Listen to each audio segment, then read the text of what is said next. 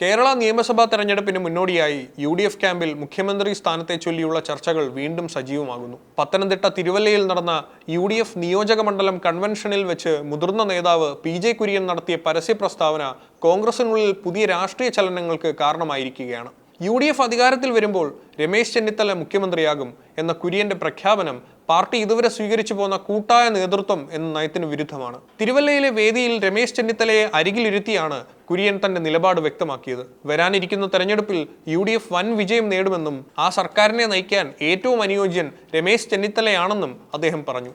രമേശ് പറയുന്നത് മുഖ്യമന്ത്രിയെ പാർട്ടി തീരുമാനിക്കുമെന്നാണ്. എന്നാൽ എനിക്ക് അക്കാര്യത്തിൽ യാതൊരു സംശയവുമില്ല.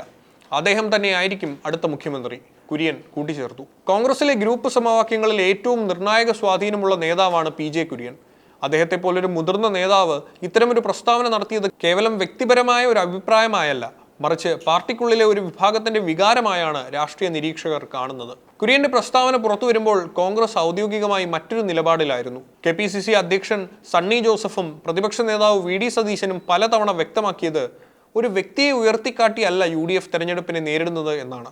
എന്നാൽ മുഖ്യമന്ത്രി സ്ഥാനത്തെക്കുറിച്ചുള്ള വി.ഡി. സതീശന്റെ പ്രതികരണം ശ്രദ്ധേയമായിരുന്നു. മുഖ്യമന്ത്രി സ്ഥാനത്തിനായി താൻ ആരോടും മത്സരിക്കാനില്ലെന്നാണ് അദ്ദേഹം പറഞ്ഞത്. കപ്പിനും ചുണ്ടിനുമിടയിൽ പല പ്രധാന സ്ഥാനങ്ങളും നഷ്ടപ്പെടുമ്പോഴും താൻ പാർട്ടി വിരുദ്ധമായി പ്രവർത്തിച്ചിട്ടില്ലെന്നും വ്യക്തിപരമായ താല്പര്യങ്ങളെക്കാൾ പാർട്ടി താല്പര്യത്തിനാണ് മുൻഗണന നൽകുന്നതെന്നും സതീശൻ ഓർമ്മിപ്പിച്ചു.